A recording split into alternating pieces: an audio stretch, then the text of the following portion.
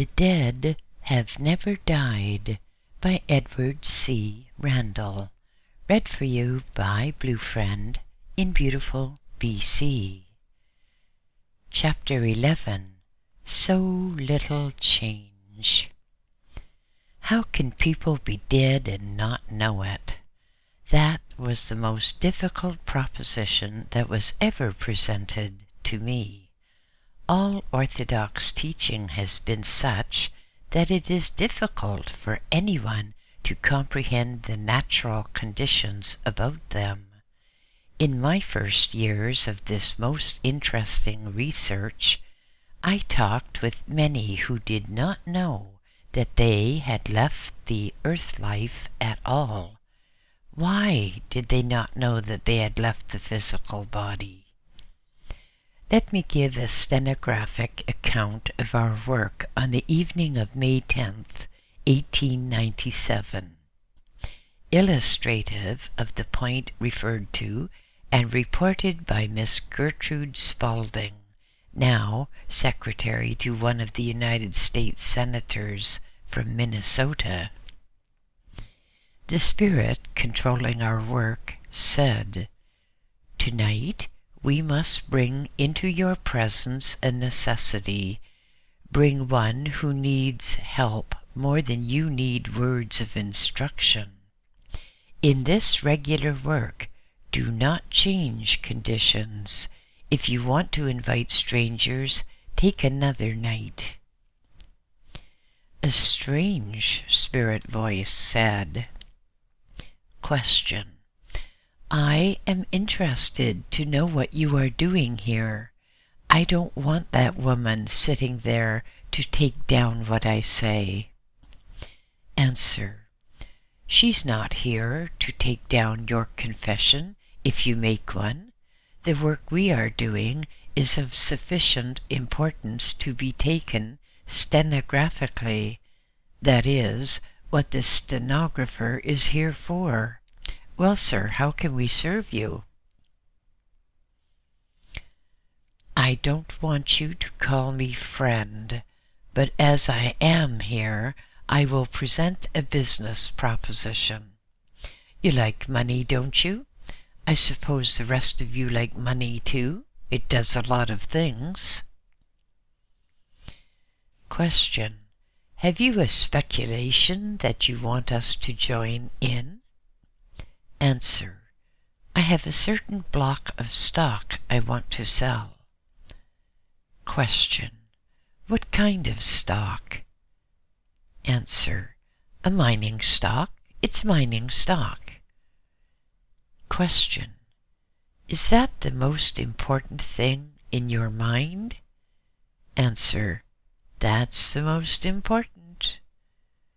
Question. Why do you wish to sell it? Answer.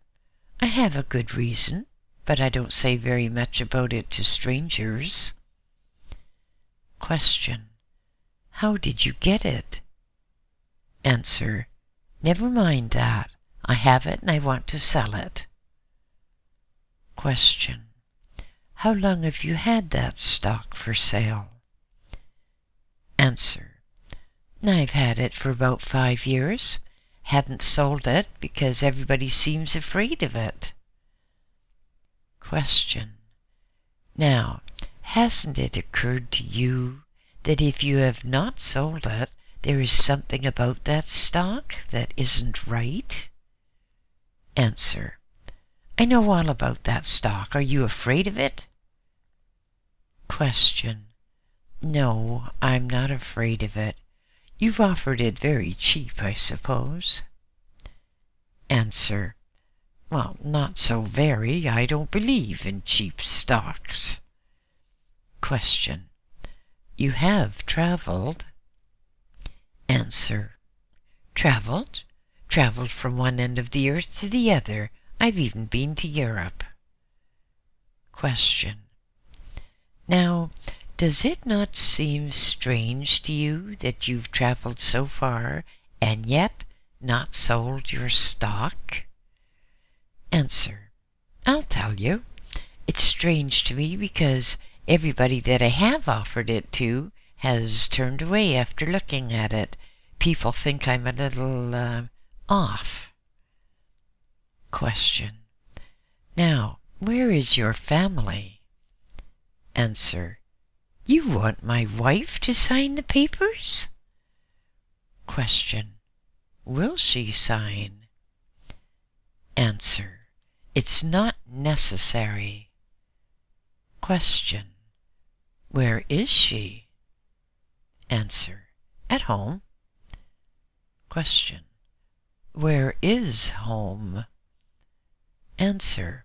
I'll tell you if you want to know. She's in San Jose, California. Question. You've traveled a good way. Did you ever hear of the city of Buffalo? Answer. Yes, who hasn't? Question. It's a good city, isn't it? Answer. Very good, very good. Question. Now, I live in Buffalo and I'm on my way home now. Answer.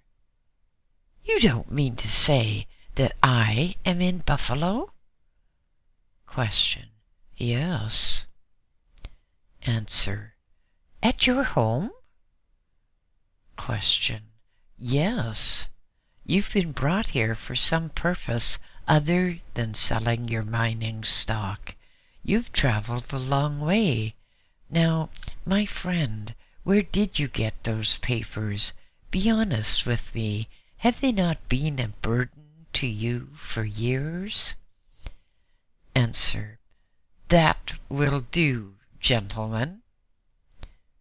Question. Did you get that stock honestly? The voice of the control interrupted, speaking with great force. The man you stole the papers from shot you. Question. Who is that? How does he know? How does he know? The control speaking to us said, he was shot while stealing those papers. When we cannot reach spirits of his kind, we find it necessary to bring them into the conditions prevailing here now. We want your help. In this condition, their mental activities are quickened and they are brought out of mental darkness. I said to the spirit, if you will come and touch me, possibly you will gather more strength. Answer. You'll put handcuffs on me. Question. You're among friends. Answer.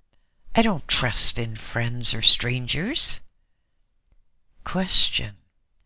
I want you to listen to what I have to say. You're nearly 3,000 miles from San Jose, California. When you were stealing that stock from that other man, you heard the click of a revolver, didn't you? Answer. Yes. Question. Did you hear the explosion? Answer. No. Question. There was one? Answer. I should have heard it if there had been. Question. There was a revolver fired at that time, I'm told, and the ball penetrated your body. When that occurred, you passed out of the physical body. You live right on. That life is so like the life here that you and thousands of others go right on without being conscious of the change. They find conditions so similar, and whatever was in the mind when the change occurred is held, sometimes indefinitely. You've been wandering over the face of the earth, holding the thought that that stock was in your hand. You are not as you were before you took that stock. A great alteration has taken place, but you are not dead. Answer: am I a ghost? Question: let me explain. Every week we sit in a dark room as we're doing now, and understanding the laws that govern speech between the spiritual and the physical planes, we are able to talk with people who have passed on, just as we're talking to you tonight. Now, you're in a situation which you fail to comprehend. You must work out of your present condition and undo the wrong that you've done. You'll be able to, in time, much time, probably, to progress, and those who have progressed farther and understand your condition have brought you tonight into this condition for the purpose of having us demonstrate to you the change that has come and teach you how to compensate for the wrong that you did. If you will listen, you will be told. Answer: I believe none of that. Question: do you understand that there is actually no death? Answer: no, I do not. Question: the majority of people in the physical world do not understand the change at all. One leaves the old physical body as one leaves an old coat, but the etheric body, the individual self, with its tendencies and desires, goes on and on. Now, don't you think there has been a change with you in some way? Do you want me to demonstrate that to you? Answer: I'm just like you. Question: that cannot be, for your body is composed of ether only. I lift my hand to my face. Can you see my face through my hand? Answer: no.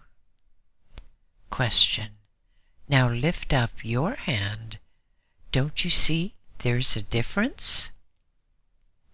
Answer: yes, I can see through my hand.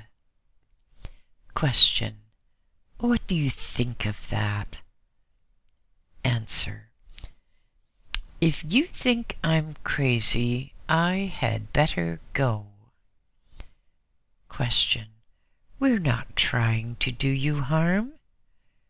Answer: then talk in reason.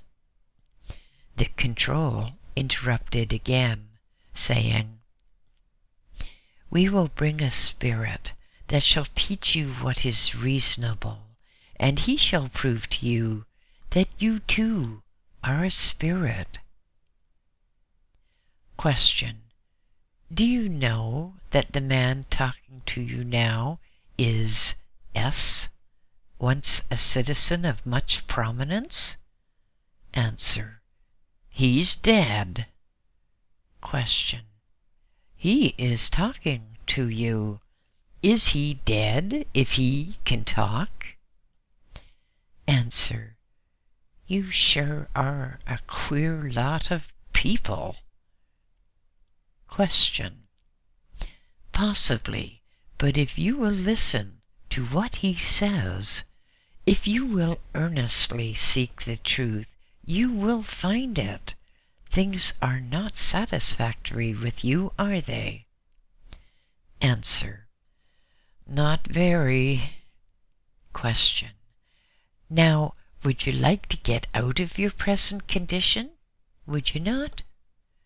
Answer: I don't like to be called dead. Question: we will help you all we can. We want you to listen. I tell you again, there is no death. Answer: but you said I was a spirit. Question: yes, I say that you are now in the afterlife, and that you have an etheric body, almost identical with the old physical.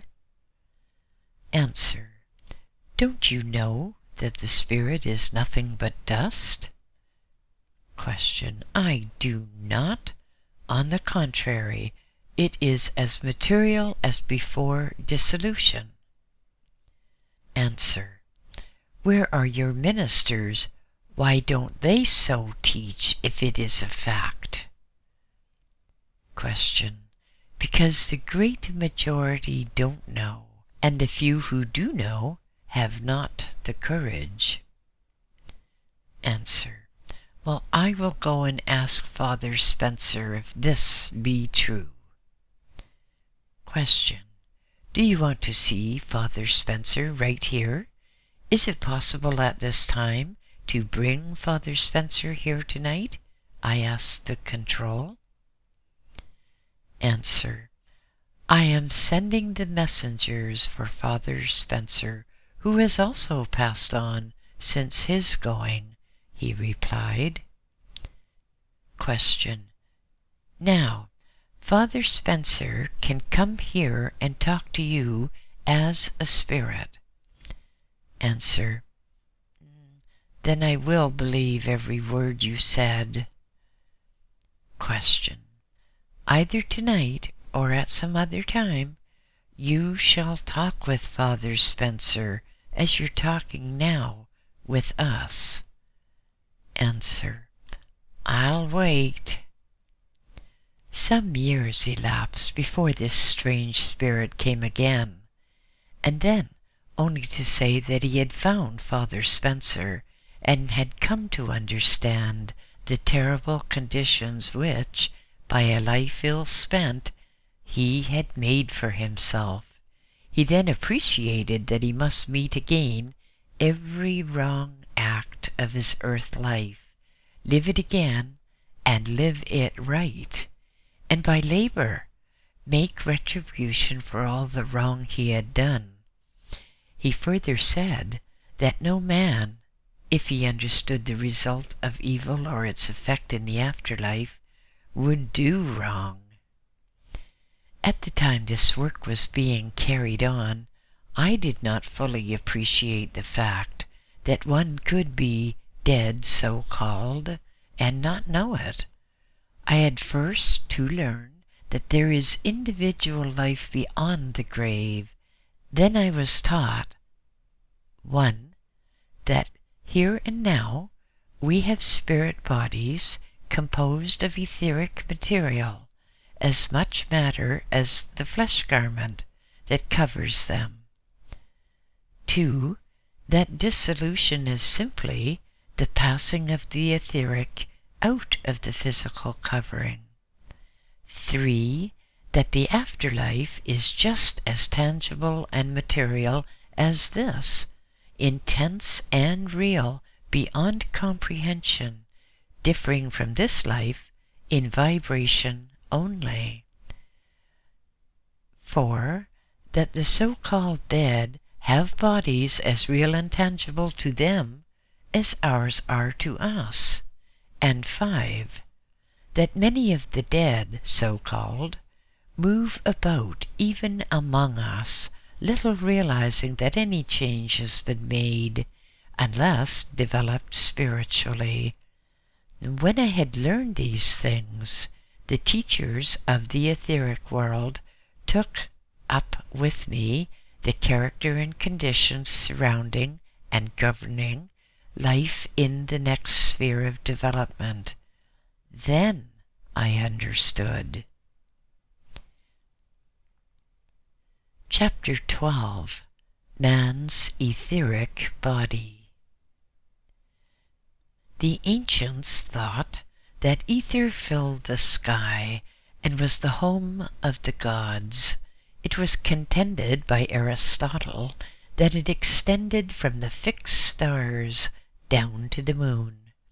Modern science has heretofore contended that all space is filled with a substance having rigidity and elasticity, with a density equal to our atmosphere, at a height of about 210 miles.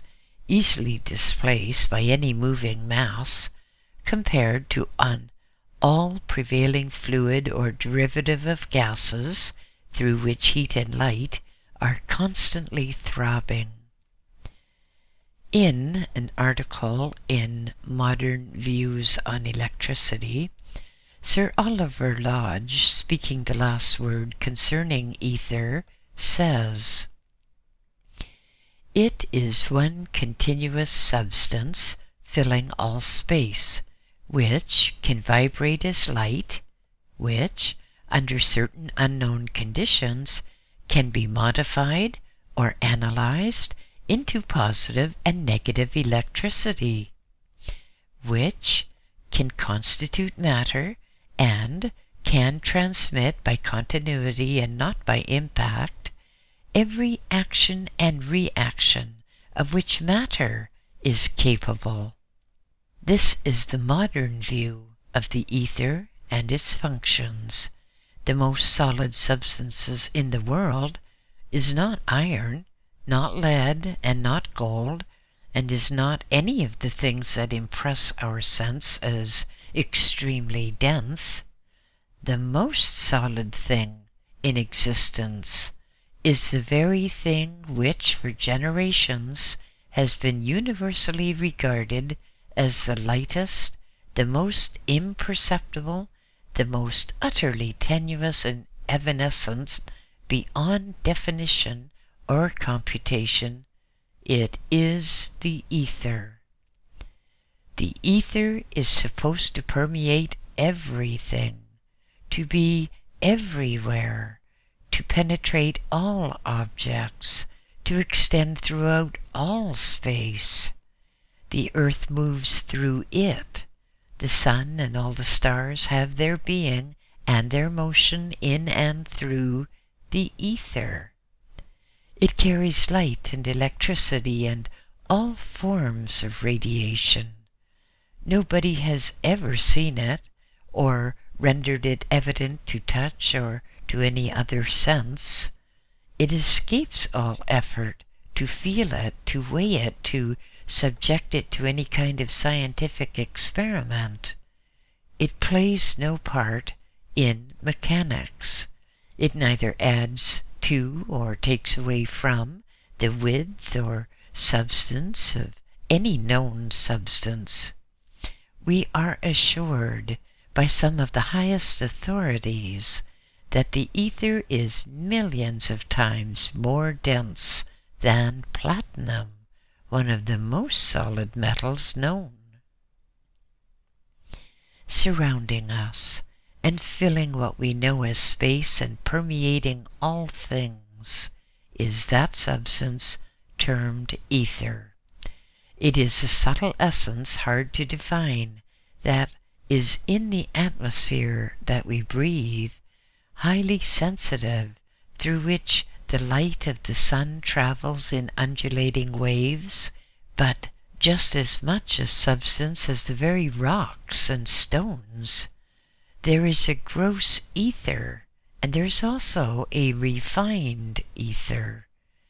Through the medium of the grosser ether, we send our ethergrams, but of the finer, more sensitive ether, we know but little.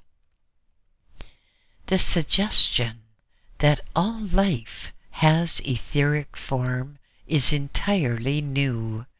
Whether we are advanced enough to appreciate a proposition so beyond our experience is a question, but a moment's reflection, and we do comprehend that all life comes from the invisible and ultimately goes back to the invisible. The unseen, then, is the real, and the seen is the result of invisible causes. There is a world within a world, all contained in this wondrous universe. We see and touch only the outer garment of the etheric universe, which, temporarily clothed with gross material, is working out its development. A directive intelligence has made all nature's laws, through which each inhabited planet moves and has its being, has its domain in the invisible. The invisible then becomes a legitimate field of inquiry. I am assured by those versed in the physics of the afterlife, with whom I have speech, that all life, down to the atom and beyond, has etheric form, that every atom that makes up the mass of rock, that every molecule of earth that covers the barren stone, that every grain of sand that forms the ocean shore, that every seed and plant and shrub and tree, that every drop of water that flows in creeks, falls as rain, or constitutes the lakes and seas, all have etheric form. The etheric requires for growth a covering of matter lower in vibration than itself, the same as the seed planted in the earth, and in that outer garment it increases and reaches a higher development. No life force can exist in the physical unless it has a garment suitable for that purpose. Dissociate the etheric form from the outer garment, and the individual can no longer remain an inhabitant of this sphere. Dissolution takes place. Could we follow into the conditions beyond, we would ultimately find that every star and constellation has etheric as well as physical form, and that they are visible only because they are clothed with gross material, the same as our own planet. For all laws hold continuity throughout the universe. It is the etheric body that sees, hears, feels, smells, and tastes, evidenced by the fact that the physical body has none of the five senses when separated from the etheric. The ear, for example, with its complicated chamber and auditory nerves, really hears through the etheric brain. Sever the nerves, destroy the tympanum, and you destroy the communication. Put any of the very fine mechanism of the auditory chamber out of commission, and you either cannot hear at all, or, at very best, imperfectly. Every concussion causes an ever-widening circle in the atmosphere, that is, in the ether of the atmosphere, which, at last, reaches the auditory chamber, communicates with those fine nerves and with the brain. By that wonderful process, we understand the difference between harmony and inharmony, between sweet sounds and discords. Similarly, through a disturbance set up in the ether, we understand language. Horses, cattle, and sheep will exist and get fat on grass and water. Put them all together in an enclosed field in a tropical country and keep them there indefinitely, and what happens? They feed on identically the same food and multiply. The flesh covering wastes and is from day to day replaced, a complete change being ultimately brought about. Why do they not interbreed? Why does each hold individual form? It's solely because each has an invisible form, that is, a form composed of matter in a very high state of vibration, which holds continuity, having reached the state termed etheric, at which point the life form neither disintegrates nor enters into new combinations. Man differs from the animal only in development. At the moment of conception, he possesses an etheric body, minute and perfect beyond comprehension, and if permitted to inhabit the physical body for the usual period of time, attains a normal growth. When, by heat, we break down the outer garment of a lump of coal, when the physical will no longer holds the energy, the life, or the etheric form, the two are dissociated. In other words, the energy or life form escapes to pass into some other state. The outer garment, the cinder or ash, on the other hand, returns from whence it came, ultimately to be taken up by another form of life, until, in time, it shall have been so refined that it will hold continuity because it has become etheric. And all this to demonstrate that man is a part of one stupendous whole, evolved from the etheric life in the mass, refined to the point where he holds individuality. Death, so called, is the passing out of the individual spirit or etheric body from the flesh covering.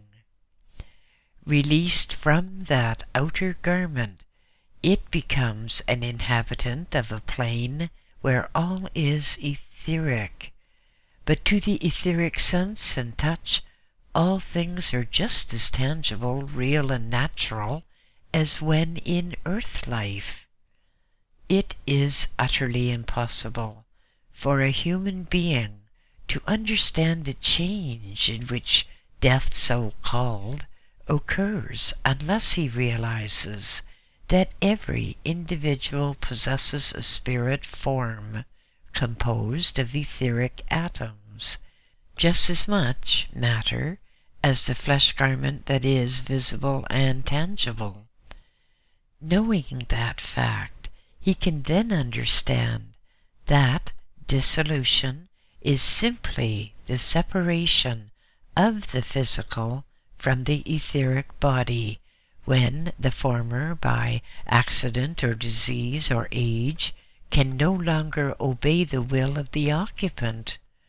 When the physical body can no longer do its part, the spirit or etheric body, by a natural law, abandons the flesh garment, and by that act ceases to be an inhabitant of the earth plane. This is all that occurs at the time of dissolution. Chapter 13. The Unknown Land. Into the frozen north, into the terrible cold, at the cost of human life, many explorers from time to time have gone on voyages of discovery, have braved the crags and climbed mountains of ice, have faced famine and desolation, until at last, upon the bleak and barren plain, a man has reached the pole and stood upon the top of the earth. Not satisfied that one place upon the earth's surface should remain unknown, other explorers equally courageous have faced the storms and the cold, have crossed the crevasses, have braved famine, until at last they have found the South Pole. Man has gone to the ends of the earth, has sounded the seas, mapped the wilderness, and now all lands are said to have been explored. But no, there is another land, an unknown land, tangible, material, actual, real, and more intense and beautiful than any now known. This is the next field for exploration. Into that land all the countless dead of all the ages past have gone. All the living and all those who will, in the ages yet to come, inhabit for a little time this physical world will go. This being a self-evident truth, what more important field of investigation can there be? Compared with it, the discovery of the poles or the opening of the dark continent is insignificant. If there is a tangible and material yet unknown land beyond the physical, inhabited by people, why has it not already been discovered? The answer is simple. Ignorance and superstition have been barriers more difficult to climb than mountains of ice and snow, and notwithstanding the millions who have gone into that unknown land, little effort has been made to ascertain anything concerning it. An illustration may help to explain the reason for such indifference. Before language was written, and largely before the advent of the printing press, knowledge was transmitted by word of mouth, and legends and traditions were handed down from one generation to another. Some of these were incorporated in books, and on account of being in print, they found acceptance as facts. Chief among them were the stories of the creation and of the conditions following dissolution, and men, without thinking for themselves or requiring proof, have blindly accepted legends and traditions in place of facts based on laws that appeal to reason.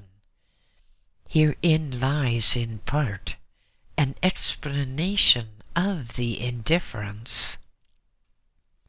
When man becomes satisfied that beyond the physical there is another world, inhabited by all the countless so-called dead, where those whom he has loved and lost live and work, the purse strings will be loosened, means will be provided, the spirit of exploration will be revived, and others as brave as Columbus, as reckless as Cortez, as heroic as Livingston, as fearless as Perry, will become pioneers in the unmapped wilderness of the unknown land.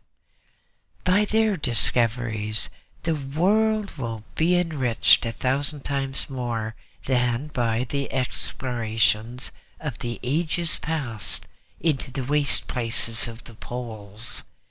But until the public intellect is startled, until the thought of the world is aroused, a few of us, unaided, must work alone. In the afterlife, I have father, mother, brother, and son. Others similarly situated may be satisfied with the orthodox teaching as to where they are and their condition, but I have not been, and I have labored to know something of their daily life, and how and where in the vast universe they live and work. Much has been written about spirits and spirit life, of a heaven and a hell where the so-called dead exist, but it's so hazy, so indefinite and theoretical, that it has not appealed to my reason or satisfied my desire for facts. Do the dead live in houses? Why not? The plain where they live being material, why should they not build homes and furnish them and beautify them?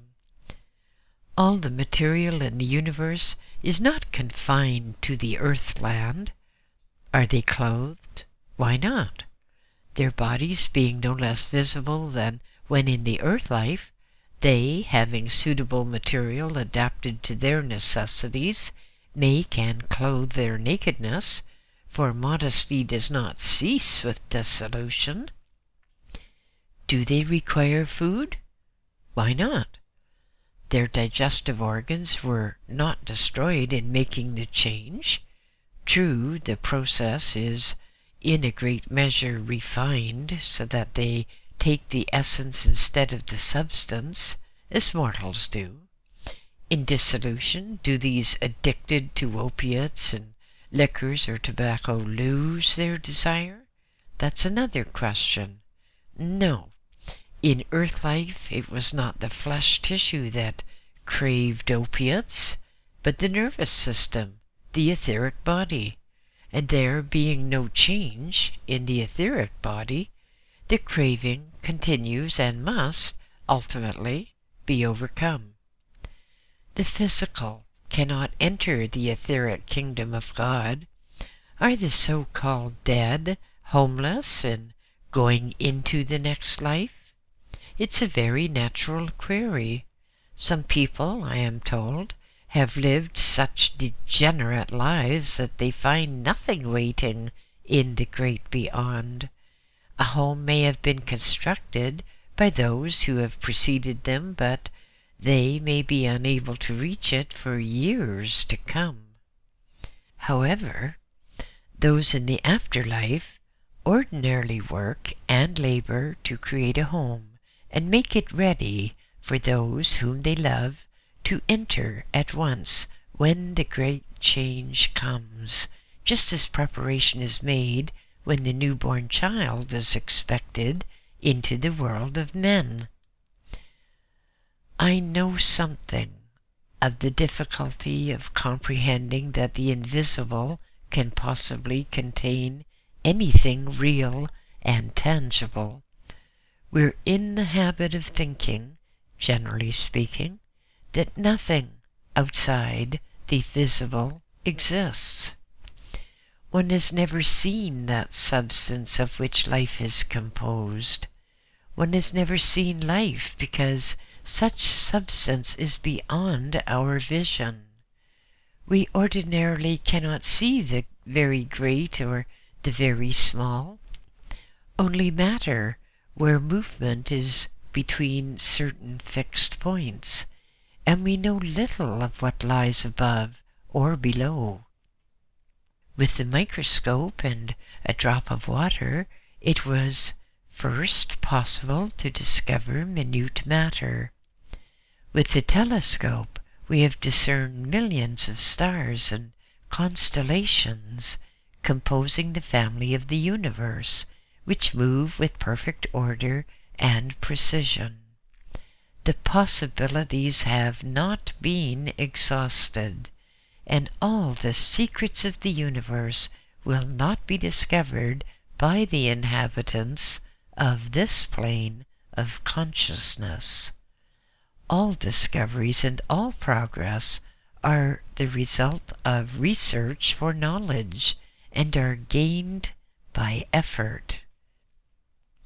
When I was first told that those in the afterlife were real people and lived in a world as tangible as this, the subject was beyond my mental grasp, for I had been taught that the world of spirit was intangible and existed in space, with no suggestion that what we call matter existed beyond the visible. And I never could grasp its reality until I was taught that in this, our present plane of existence, we realize matter only in a certain mode of motion, when it may be said to have 3 dimensions, length, breadth, and thickness. If others must undergo the process which I have needed, they should adopt the same method and not attempt to grasp conditions prevailing in the afterlife until, by research and deductive reasoning, they have come to comprehend matter in its higher and more refined forms. and in its different modes of motion. After reaching that point, they will not find it difficult to appreciate a condition beyond this crude plane in which people, once inhabitants of this world, live similar lives with similar environment. Having cast off the slow vibrating flesh garment called the body, they find everything as material as before. I'm trying to explain this subject in a simple manner so that any mind capable of reasoning and thinking may understand. I find it even then difficult, for the proposition is entirely new in physics. When this fact is finally accepted, thinking minds will work it out in detail and present it in 1,000 provable ways of which I have not thought. And then people will wonder that the facts were never worked out before. In time, all will come to know that this, like all other natural changes, is extremely simple. Knowledge of the environment of the next plane and of the conditions there prevailing can only come from those who are there, and it is from such that I have obtained my information.